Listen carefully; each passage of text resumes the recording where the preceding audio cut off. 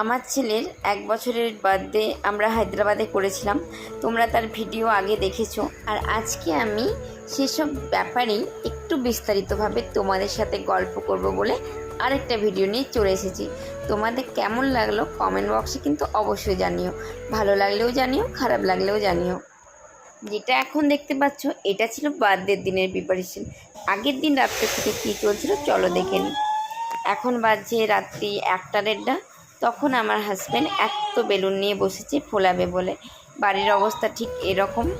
1টা বাজছে, আমার ছেলেরও ঘুম নেই, ছেলে মরলি করছে, চারিদিকে ঘুরে বেড়াচ্ছে, ওর খুব আনন্দ এসব দেখে।